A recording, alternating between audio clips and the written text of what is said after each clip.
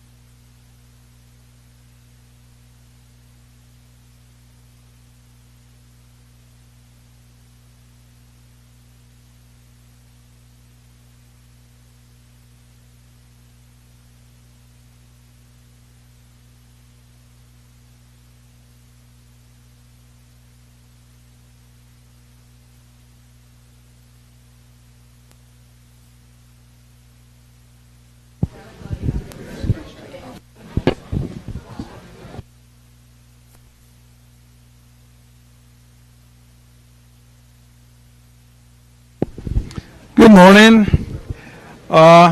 Starting a little late just to trying to give folks a time to wade through the rain, but I guess most everyone is here by now, so let's get going. I got Miss Jones here, Kimberly Jones. She's going to talk to us next about national credentials. You need to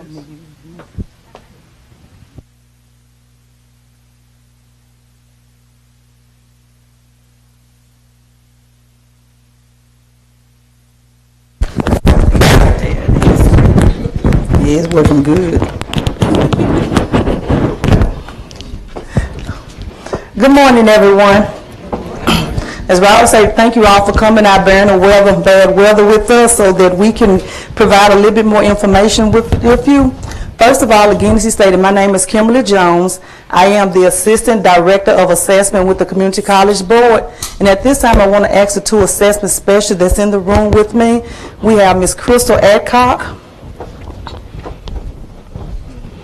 and Ms. Shamiko Allen. Those are the assessment specialists who also work in the Office of Assessment with me. I'm going to go on with the assessment initiative. That was an initiative that the board started. The board started in 2013 with the adoption of a policy and procedures manual. And in that manual, what they decided that the board had already started developing the curriculums for all of the programs of study. So what they decided to do in 2013 was to identify national certification that aligned with those programs of study if a certification existed. So in 2016, the board adopted the national they adopted the national certification as a measure of technical skill attainment. What that meant that for every program of study that aligned to a national certification, the assessment team will come along with the curriculum team and individual instructors and individuals from business and industry to identify a national certification that will align with that program of study. That meant that those students exiting those programs would receive that certification. Also, with the adoptions of the qualifications manual, any instructor teaching in those programs of study are now required to attain the same certification that their students have. So that's the phase of the two initiatives that we're doing in the Office of Assessment. Our students are getting certifications, and the instructors teaching in those programs are attaining those same certifications. And as I go through this, we're going to explain why they decide to roll out the National Credentialing Initiative. There were some strategies for implementation. The main one is to develop a comprehensive statewide assessment system. Why? Because isolated, we're doing things. Right now, all of the colleges are generally working with students and providing certifications for different programs of study, but they're doing that kind of in isolation. We have some going on here. Some are taking a CPAS assessment for this program. So what we're doing now, we're going to develop an overwide comprehensive assessment system, which means that we're going to be doing the same thing across all colleges. For whatever program of study we have, once we move past these first 2 years, they have 2 years to implement those certifications. Once we get past those 2 years, we know that all of our students exiting from our early childhood program should have the pre-PACS national certification. All of our instructors teaching in those programs will have their certification. So it's kind of like a comprehensive system where any college, if a student transfers from one of the colleges to another, they're getting the same thing. You won't have one student at one college under the CPAS and that student decides to move for whatever reason and go to the vicinity of another college, then that college saying now you have to take the pre-PAC certification. So we're going to do this comprehensive, where all of our colleges are moving together with this National Credentialing Initiative together.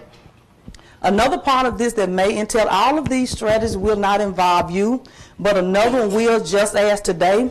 We're going to provide training and certification for those teachers as well as any staff who will be involved in that initiative. So if you're an admissions officer, however that will impact your role, and we're going to talk about those later on, IT staff, because this initiative will require changes. One of the major things that we're moving forward with a comprehensive system that we are doing now, but will go to another level, is test security. Test security will be something that will impact all of our roles, regardless of what role you're in. But if you're an IT person, it will definitely impact your role because your responsibilities will change. The goals. There were 4 goals identified in the qualifications manual. And basically those goals are to make certain that when our students exit those programs of study, they have marketable skills where they can enter the workforce. And we're going to talk a little bit later about the difference in the student exiting without those skills and the students exiting with those skills. We want to develop a credentialized workforce in the state of Mississippi. Wherever our students go, they will have an opportunity to enter that workforce with a credential and the skill set that says, I am ready, I have the skills, not only just the academics, but I have the skill. I've proven myself to say that I'm ready to enter the workforce. And it's also to increase teacher competency. With us requiring the teachers to attain that certification, now not only can our students say, I have the early childhood pre-PAC certification, and guess what? The teacher who taught me had that certification. So she knew what she was giving me, or he knew the skills that I needed to be prepared to enter the workforce in that area of work. So that's one of the reasons why they brought on the training and certification piece for the instructors, to make certain that our instructors are aware of what's required of our students when they take those national certification exams. The keys to academic achievement, and I'm just going to read what I have in a light bulb because it's small. It's that to equip our students with being successful in the workforce, we're preparing them for success academically. And how are we doing this? The 2 things I just mentioned. To increase academic achievement of our students to enter the workforce, we're providing them with those national certifications. And I'm going to pause for a second and step back. How many of you are aware of the rollout of the national credentials from the board? Okay, very few. So that'll let me know how far into this I need to go. So with that, those students will get those national certifications. Also, the instructors, again, will get the training and certification. Those are the 2 things that we're going to use to increase academic achievement for our students and employability of our students. Why industry certifications? Why not industry certification? Non-industry certification exams do not lead to a national certification that signifies competence in that field. How many of you here are familiar with the Mississippi CPAS assessment? A few more hands. Well, the Mississippi CPAS is a assessment that's developed locally by the RCU at Mississippi State University.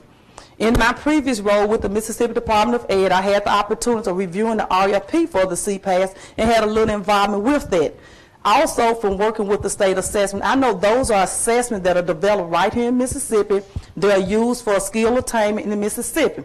But what happens when one of our students decide to move to Florida, or one of our online students are already in another state, and they try to enter the workforce, and on their credentials or a transcript they have, I took and passed the Mississippi CPAS. What does that mean to an employer in another state, or even to some of the employers here locally? That credential really doesn't mean anything. So for our students who are exiting the automotive programs, when they walk up to an employer and say, I have the Mississippi CPAS, I took that assessment, what does that mean in the automotive industry?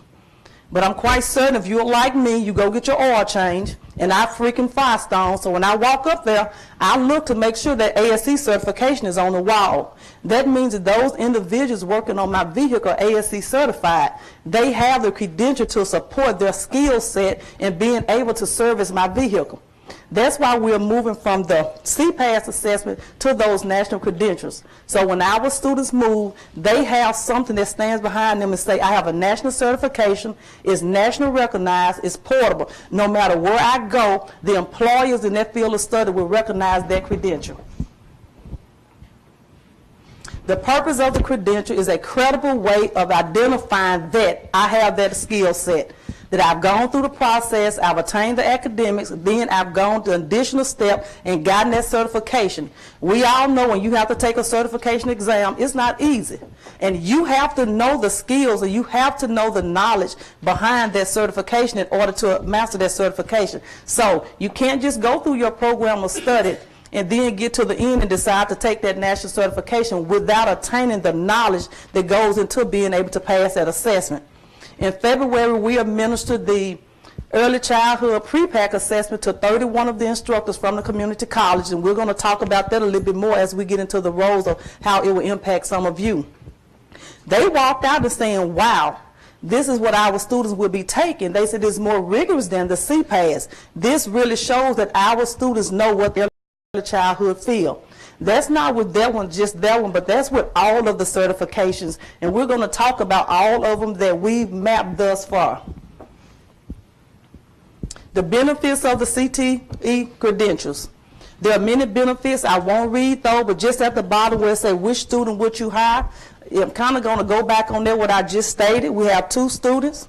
I have graduated from one of our community colleges. I got my transcript, and now I'm entering the workforce, and I'm walking up into as a business office technology student, and I want to apply for a job. And my resume says I graduated from Hines Community College with a degree in administrative technology. Cool, well and good. That may get me in the door, at the door. But here comes student number 2. Graduated from the same college, same program of study, went through the process, got that national certification. For the administrative technology program, there are 2 options that we are providing for national credentials. They can go the OPAC route, which is our Office, Word, PowerPoint. It's 6 of those for that route, or they can go the mouse route, where they get the Microsoft Office Specialist certifications. Now, having that on my resume, it doesn't guarantee that I'm going to get a job. It more than likely is going to open that door of opportunity for me quicker than that student without it. So that's the benefit of having those credentials on your resume for our students. Key facts. These are just some things that we're going to move into a different realm now, that we're going to discuss where we are now with the National Credentialing Initiative. This actually started in June of last year. My first day of employment was June 1st. The former curriculum instruction director that was here at the time, we started procuring contracts with the different vendors who were for the programs that had been mapped out already. At that time, there were 29 programs of studies that they had already mapped to national certifications. Because of our procurement process, state process, new processing laws with the state, it's taken us longer to identify these and get them through the system to get those contracts put in place. But as of now, since June of last year, we've already mapped 29 programs of study to national certifications. The majority of those were available for students, and we had students who took some of the certification this spring 2018 semester. We've broken those down, and as we move forward and add, but the way this works, as we do curriculum rewrites, the assessment team will go in with the curriculum team, and we're going to work to identify a national certification if one exists for that program.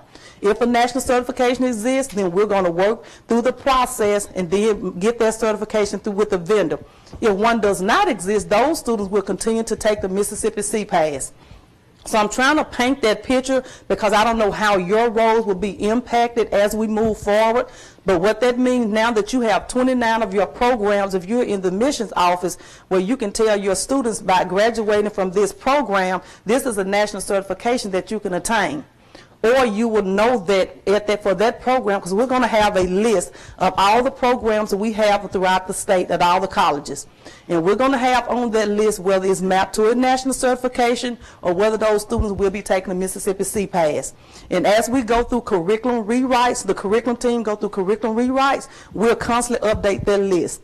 If a national certification is identified and adopted, then it will be included on that list. Otherwise, those students will continue to take the CPAS. Certifications, this just so, I don't know how, we're going to talk a little later about your roles and how this impact you and how we can better work with each other throughout this process. But like I talked about earlier, the Business Office Technology Program, there are 5 different programs that have now been mapped to a national certification. Those are the certifications that those students can attain. Now, if you're a business manager, right now, nothing is going on. We're going to talk about the money side of this a little later and how this impacts your work. But as I stated earlier with Business Office Technology, those students have the options of 2 different certifications. They can either go for the top one under the OPAC certification, or they can attain a mouse route for certification. The same for our students in design, drafting, and technology. Some of those, the students in general drafting, they have two options. One of them is the Autodesk certification, which come under Certiport, or they can get one Certiport certification and one under SolidWorks. These certifications were identified during the curriculum meetings between the instructors who was in those meetings and the business and industry members. The next couple of pages are just talking about the different certifications, and I won't go over those. It just lists the different programs that we've mapped and the certifications that have been identified to map to those programs. This last one here is for our trades and construction. It is going to be a little different beast for some of your roles as we move forward, because even if we identify 30 other programs of study, those will probably not be more intense as it will for those that's under the trades and certification, because the requirements from that vendor is different. Under this program, what it means that all of your craft instructors, your instructors teaching in the trades and construction programs, they have to become craft instructors. I don't know if any of the business managers recall back in November where some of your instructors over these programs came back and presented an invoice that had to be in a travel reimbursement that had to be provided back to the board. What happened with the trades, this program, we had to identify master trainers at the colleges. So what we did, we asked 2 individuals from each college to become master trainers. In November, they went through a 4-day training, and those individuals became master trainers. Those individuals are now eligible to train all of your craft instructors. So with the other instructors taking the national certifications, your trades and construction instructors are required to become what's called craft instructors. Your master trainer will take them through a 4-day process, and when they're done, they have to take exams, and they're then classified as craft instructors. So where you may have an instructor in one of your classrooms who's been teaching automotive, one of the crafts in carpentry for a while, that individual may not have been identified as a craft instructor, but now under this initiative, that instructor now can be able to step back and say, not only do I have the skill, because we know in the trades it's more so about the skill set. They can now say, I also now have the credentials. And the students exiting those programs can say that not only were I taught by an instructor who knew what he was doing in carpentry, but he has a credential to support and back that he does know what he was doing, and it is best practice. Student certification. We're going to talk about how we're rolling out this. One, we're going to talk about the student certification and how it impacts you, and then we're going to go into the teacher certification. And I know for most part, a lot of this is for the business managers, because I know eventually as we roll out, we'll be working closely with the business managers. The way this process started, for the first 3 years, the board will take care of all costs of the certification. And why we're doing that is because if we have 4 of our colleges that are providing the same certifications for their students, what happens when you're buying things in small quantity? The prices are higher. So what the board decided to do was to buy these certifications in bulk. And by purchasing those certifications in bulk, that meant that we offset the cost, and the cost for the students are lower. But for the first 3 years of this initiative, the board is taking care of those costs. We're procuring the contracts, we're working with the vendors, we're getting the certifications. The students can take those certifications at no cost to the students. But after 3 years, those costs would then be on the students. So for you as business managers and some of the missions office, your roles will change a little when we move over to that phase, because we're going to have to work out how we're going to do this invoicing and have the back and forth. And I got another slide, we're going to talk about that a little. But here, right now what happened, we just talked about the 5 different categories of programs. There was 29 programs of study that are now impacted by this initiative, and that's 43 different certifications. We're working with 8 vendors with those different certifications. So with you, there will be an impact as well for the business because there's 8 different order forms. Well, we will have 1 order form, but you may have to split that up on your end for when that money comes to us in year 3. However you decide with those 8 different certifications, but hopefully by then we will have a lot more certifications to this list. So right now there's 8 vendors. And as we move forward, I'm going to go on. Right now we have 1 assessment order form. And then we go over to the 1 invoice from MCCB. That's when we get to year 3. Right now, we do everything. We're working with your CT deans and directors. We're working with the program directors. They're sending us an enrollment form letting us know how many students are taking those certifications. We're providing them either the site license for those exams, or we're providing them an opportunity to the certification at no cost, and that's where it stops at. It's done until we get to the data part and start sending reports. But as we move over to year 3, the process is going to become a little different. Once we get to that point, we're going to still do the order form, but I hope you see in the background, I put that in the background because that's online. If you hadn't figured out that word, we're in the process now of trying to move all of this online, which would make it a lot easier for us. But for now, as we're working through this, everything is being done paper, or we're using Excel spreadsheets. But as we move forward to year 3, when we start communicating with you a little more, we're going to work together to see how we need to develop that online system. What needs to happen between MCCB and the business managers to make this work? Is there anything IT related that needs to be impacted in that online system? Anything for the registers? So as we move forward, we're going to be working with you to ensure that this is a smooth transition to online, and that the process works smoothly for all of us. We're going to incorporate that into that online system. And that's something that's in the background, that's in the works now. But at that point, I know that we're going to have an invoice. We're going to send you, they're going to do the orders. We're going to submit an invoice based on the orders from the colleges. And at that time, then you have to submit payment back to MCCB. So that's when we get to year 3. But to get to year 3, we need to start working together now to identify what needs to make place. We need to lay out a roadmap to identify what we need to do, what process need to be put in place between the board and the colleges to make certain that when we hit year 3, we're ready to move forward. Same thing for instructors training and certification. Right now, as we identify those national certifications for the students, the teachers are required to take those attain the same certification. We are currently in the process of providing training and certification for your instructors. I don't know if any of the business managers recall seeing in February we did the pre-pack training for early childhood. And I'm going to go through that process a little smooth about the forms and how we're working through this process now.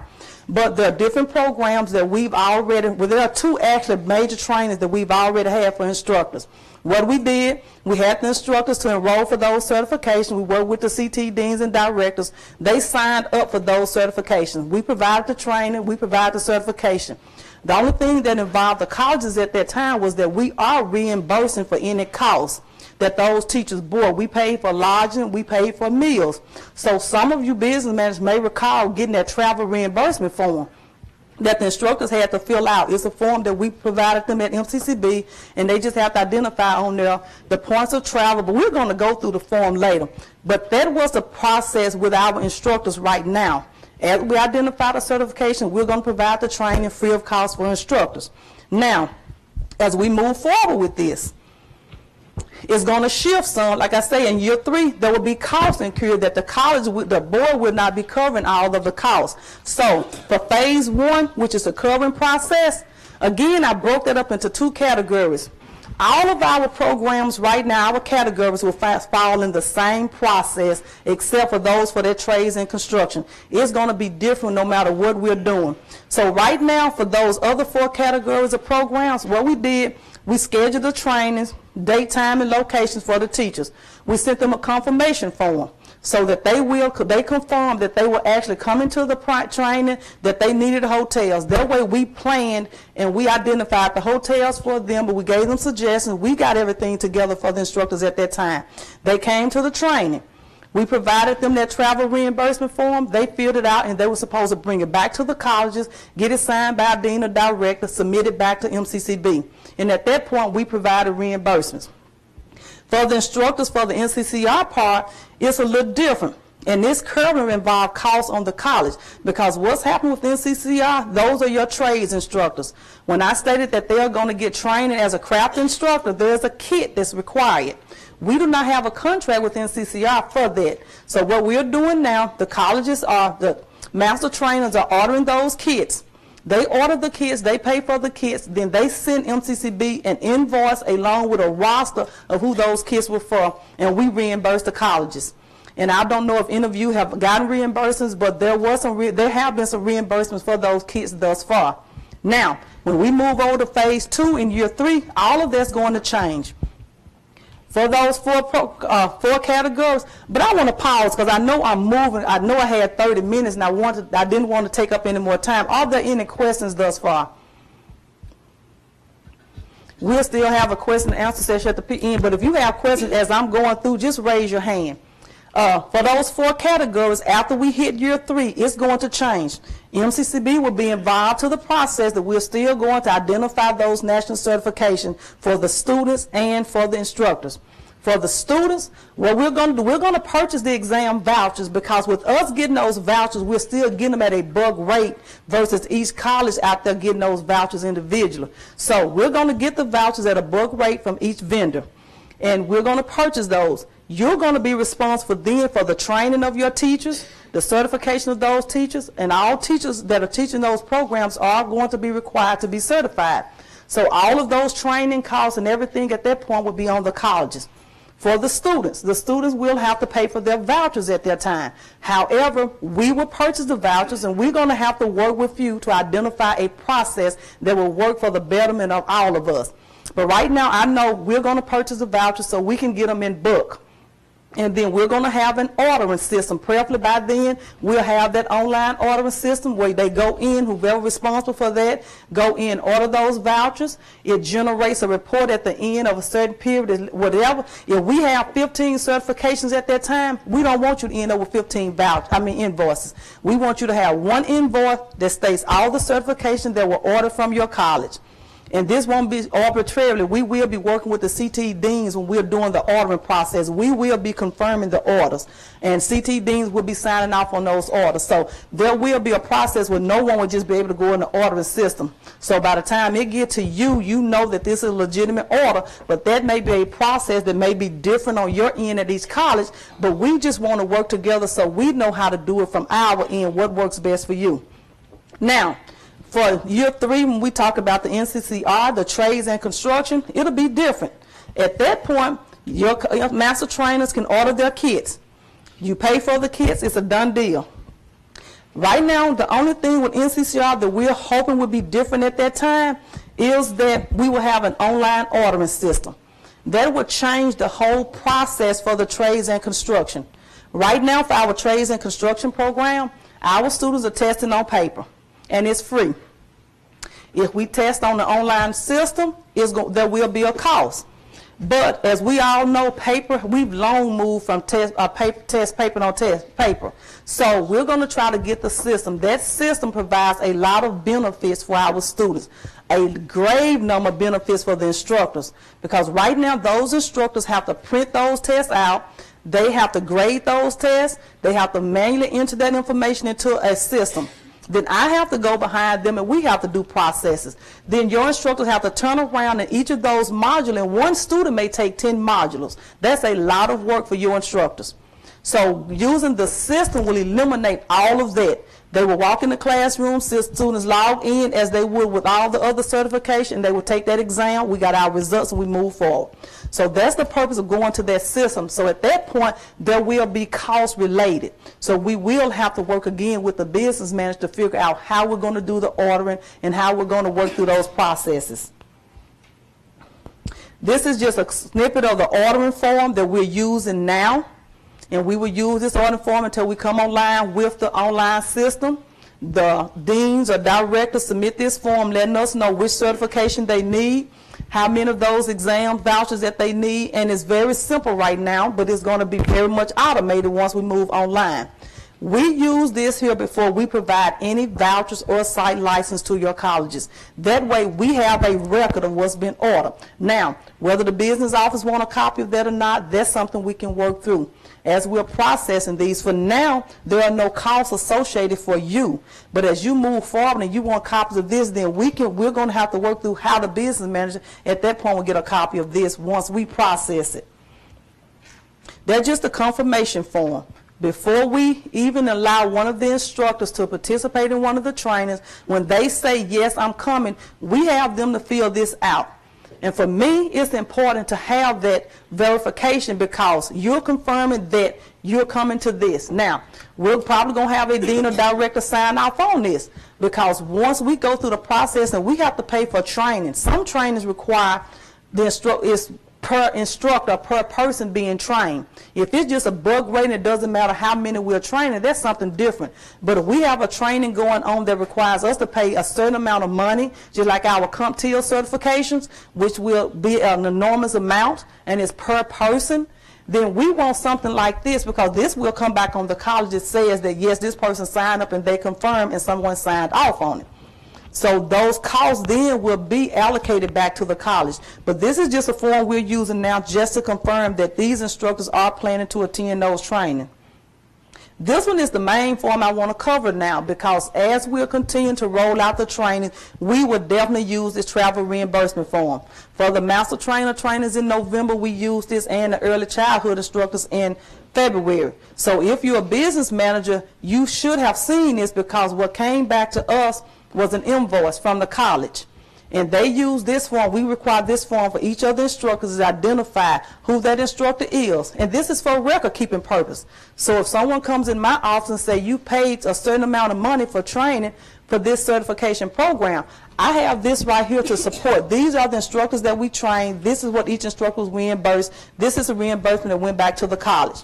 Now, the way we're instructing the instructors in training, if it's only one of them, and their college still want to do an invoice, that's fine.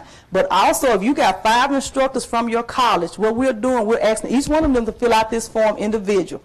Then they take it to the business manager or whomever will do that invoice. They create one invoice.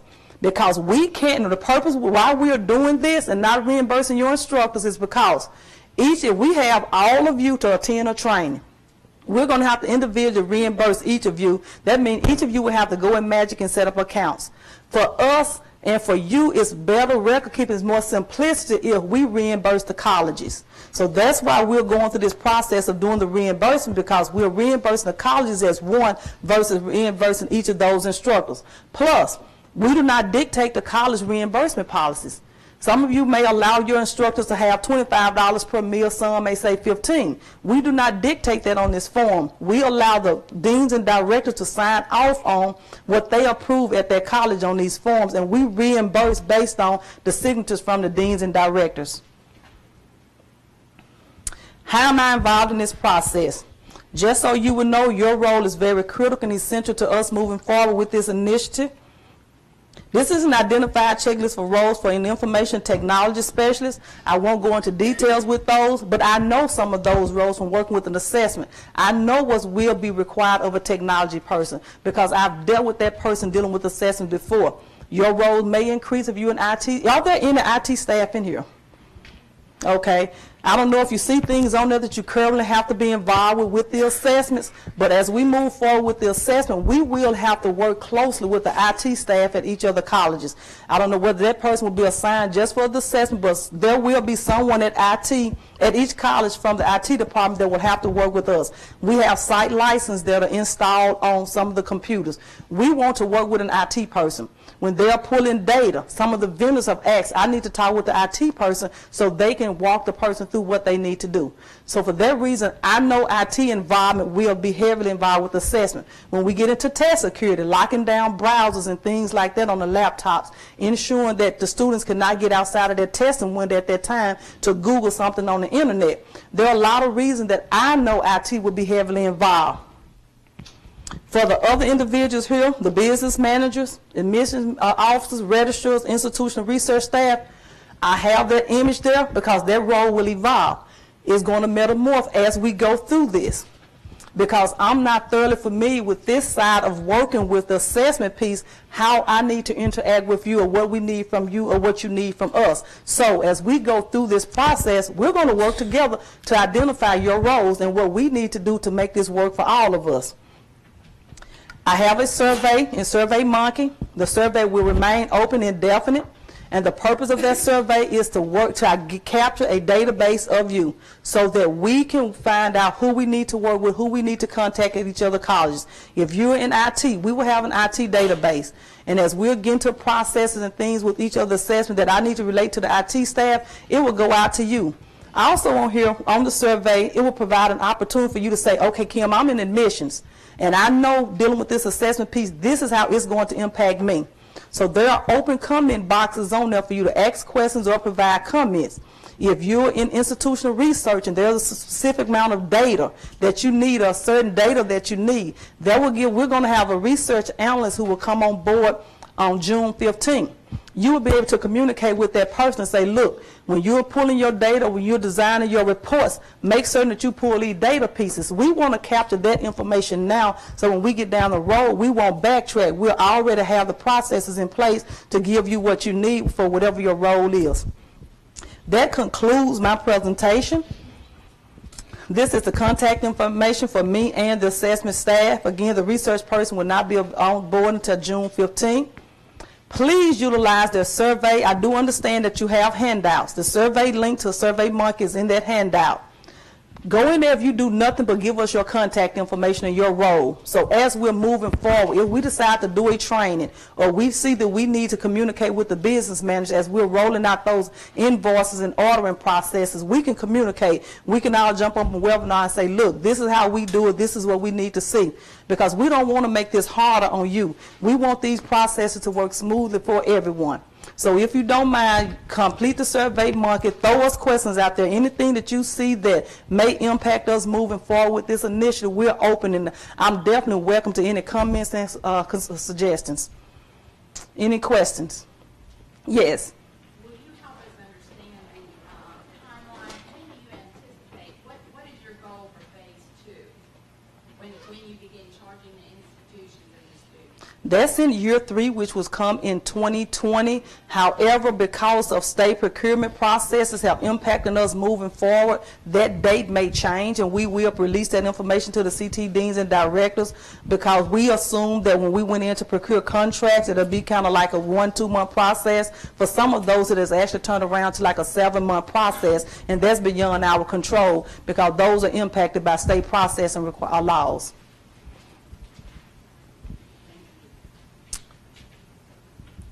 Any more questions? Again, this is my contact information. I welcome you to please utilize that survey and provide comments, especially the business managers, because we're really going to have to work on processes of ordering, invoicing, and right now it doesn't impact you, but as I stated, as we're developing that system, the online system, I want to ensure we're incorporating everything, the bells and whistles in there that need to work for you. And thank you.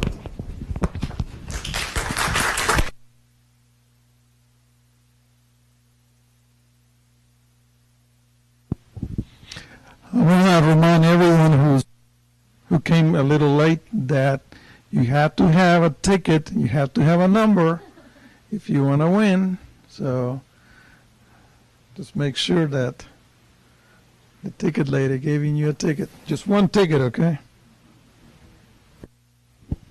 Next, we got Workday.